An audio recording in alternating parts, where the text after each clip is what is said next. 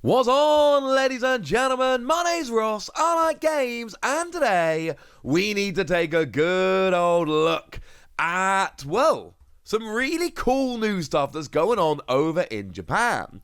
Because you see, that One Piece Red film, the one that's really, really good and everyone really, really likes and was an absolute box office smash, especially over in Japan. And yes, when I say box office smash, right, I'm not saying that it did better business than the biggest blockbusters of the year. Not what I'm saying.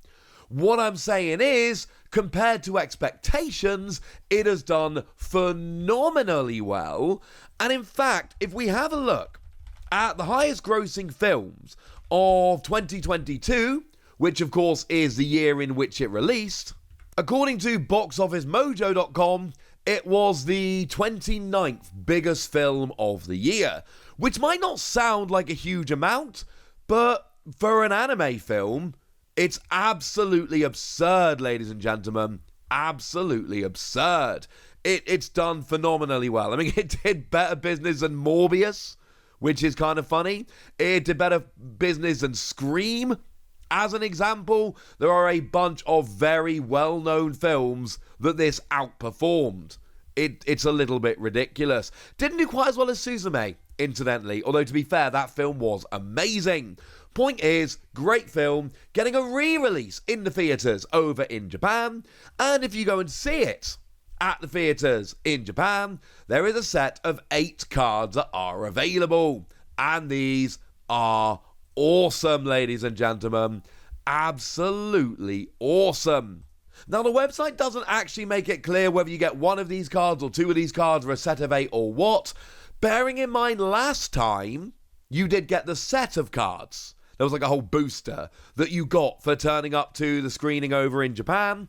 So I'm not saying that is the case again. Can't say that, don't know for certain. But based on what they did last time, I am very much hoping that that is the case. That would make me very, very happy. So anyway, if we carry on then, what have we actually got? Well, we've got 5 new cards and 3 reprints. If we have a look at the 3 reprints first of all, these are going to seem quite familiar because we looked at these very recently. They are in fact reprints of the 3 new event cards that came around in Starter Deck 11. Of course, Starter Deck 11, as we know, didn't give us very many new cards at all. It gave us the Uta Leader, it gave us the Super Rare Uta, and then it just gave us these 3 new event cards. That was it. In terms of new cards, that was all we got. The rest were reprints.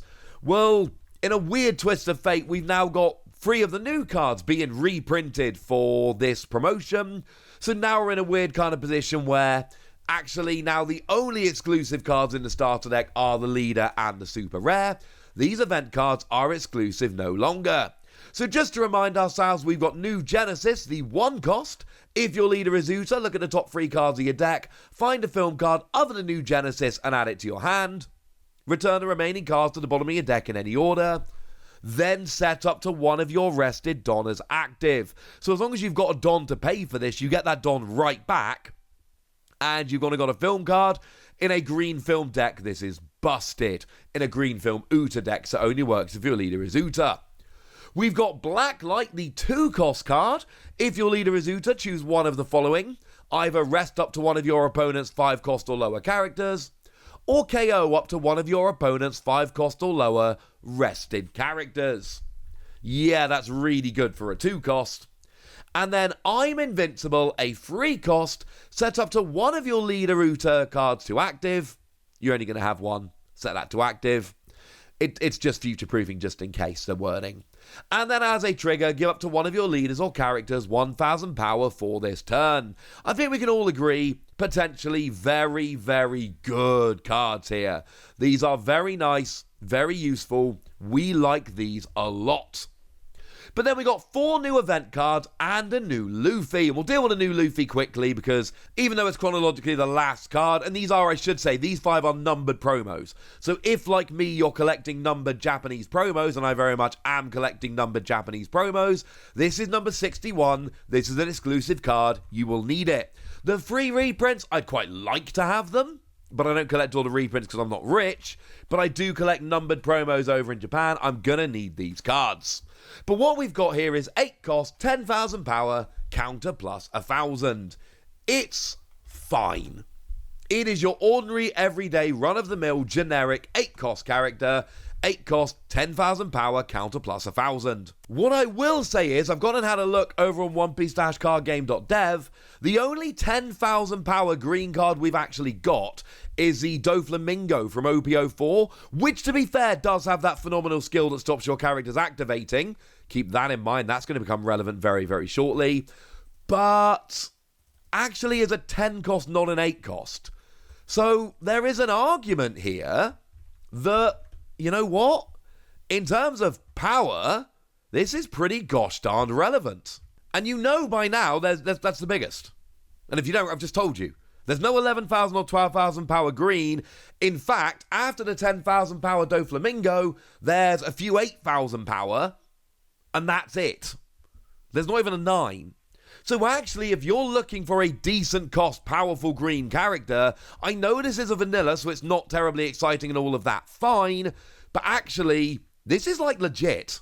Because green are lacking powerful characters. You've got the Don Quixote Doflamingo from OP04, that's it. If you want to go above 8,000, that's it. Now, this is 10,000. I know we're not supposed to get excited about vanilla characters, and it's not like I'm super crazy over the top excited, but I'm telling you, because it's a green character, that actually makes it legit. But we have 4 new event cards. Let's have a look at them in order, and let's start off with Fleeting Lullaby. Done the translation myself, although I have checked with Orange Samurai D over on Facebook, who's checked with Hiroshishu, although I am very confident in my translations. So Fleeting Lullaby then, 3 cost, and we've got, if your leader is Uta, choose up to 2 of your opponent's rested 4 cost or lower characters. These characters cannot be set active during your opponent's next refresh phase. Oh. Yeah, that's pretty good. Oh, incidentally, as a trigger, it does the same thing, which is actually a really huge bonus. I like this. I've just mentioned the Don Quixote Doflamingo, which stops your characters activating. Well, we got a very similar thing going on here. This is really, really good. Now, it's only 4 cost or lower, admittedly, whereas one of the reasons Doflamingo is so good is because you can choose leader or characters, and it's anything. There's no requirement they have to be below a certain cost or whatever, but it's also a 10 cost character. Super powerful, don't get me wrong, but a 10 cost character. So that's kind of my point here. My point here is, yeah, this is only 4 cost or lower, and that's a little bit annoying in that regard, but also, we don't see this very often, and we know this is a very, very powerful effect. And of course, don't sleep on the fact that this can essentially be used for free as your trigger. Yeah, this is pretty gosh darn good. Now, we've also got Where the Wind Blows. This is a 2 costs event card. If your leader is Uta, yes, you'll notice these are very specifically Uta cards. And I'm going to ruin it for you. There's only one that doesn't need your leader to be Uta, but it does need an Uta on the field. These are Uta cards. At the end of your turn, set all of your film type characters active. As a trigger, set all of your film type characters active. I like this, ladies and gentlemen. I like this very, very much indeed. I mean, one of the ones I'm thinking about here very simply is Monkey D. Luffy. That's your 7 cost on play. It lets you play a film or Straw Hat crew of a cost of 4 or less, but it's also a 7,000 power blocker. And the reason I like this so much is because essentially you can attack with this and then play this new event card, and then all of a sudden you attacked with your 7,000 power character. Yay! But now it's active to block on your opponent's turn. Or if this comes out as a trigger, I can activate my Monkey D. Luffy and then either block a second time, or if I haven't blocked because I'm rested from attacking, I can block for the first time. But I'm activating a blocker either going into my opponent's turn or during my opponent's turn when they're attacking. And there's plenty of other things you can do here. You can set your characters to active so your opponent can't attack them. All that's fine. But activating a pretty good blocker in Monkey D. Luffy, oh, that's what I'm talking about, ladies and gentlemen. That is what I am talking about. I like this a lot. Also, do bear in mind that the Uta from Starter Deck 11 might only be 4,000 power, but it's still a film character that has blocker, so that's another one you could use. Weaker than Monkey D. Luffy, yes, absolutely, but still a blocker, still pretty good. We've then got the World's Continuation, a 2-cost character with counter. If your leader is Uta, you may return any of your characters from your board to your hand. For each character returned in this way, one of your leaders or characters gains 2,000 power during this battle. Yeah, that's really good. That's really good, ladies and gentlemen. Because what this does very, very nicely is it gives you a huge power boost, a big power boost. Now, you're putting your characters back to your hand, so you've then got to pay to play them next turn, etc. Although any of them that have play skills, this could actually be a bonus. But mostly, this is just a big, big power boost when you need it. You can, if your opponent's about to win the game and you need a massive counter right now because you're going to win on your next turn, wonderful news, this will do it for you. Perfect? No, not claiming it's perfect, but this is very, very, very useful indeed. I love the idea of just paying 2 and getting a massive power boost. And then the last one we've got here is Top Musica. And we've got main. You may rest one of your Uta to rest up to 2 of your opponent's Don. Now the wording here is very specific. It says your Uta. Up to 1, rest it. It doesn't say leader, it doesn't say character. So this is the one in this pack where you don't actually have to be playing Uta as a leader. You just have to have an Uta out to rest. But obviously, having to have an Uta on the field and then draw into this and use it, little bit awkward. What is way better here is if you've got Uta characters you can use, but an Uta leader you can use as a fallback if you need to. That's where we're really going with this one.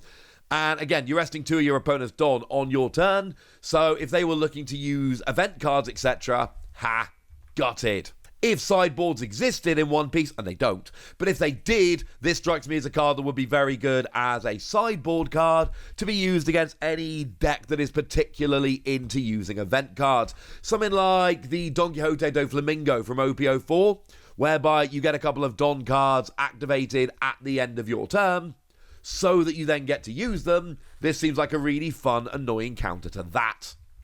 So there we go, ladies and gentlemen. This is worth going to the theatre for. Were I in Japan at the moment? I'm not. I hope to go back one day. That will be the dream. Do remember One Piece Worlds is in Japan in March. Maybe I can get to that. Who knows? Although this will be long gone by then, unfortunately. Sorry. But if you are around Japan, this seems pretty cool. I am definitely going to have to pick up these cards. These cards are awesome. And to be clear, yes, there are free reprints here, the free from Starter Deck 11, but 4 of these event cards and the Luffy, they are exclusive cards that, as it stands, are only available here. And we know that One Piece generally does tend to reprint these cards and make our lives easier, but that has not happened yet. You have been warned. For now, ladies and gentlemen, I want to know what you think about these cards. I want to know what you think about all of this. I want to know what you think about anything you want to tell me. So let me know in the comment section. Go nuts! Be nice! And then make sure you like this video, subscribe to this channel, follow me on Twitter at TheWasi. That's where we talk about One Piece and a bunch of other card games.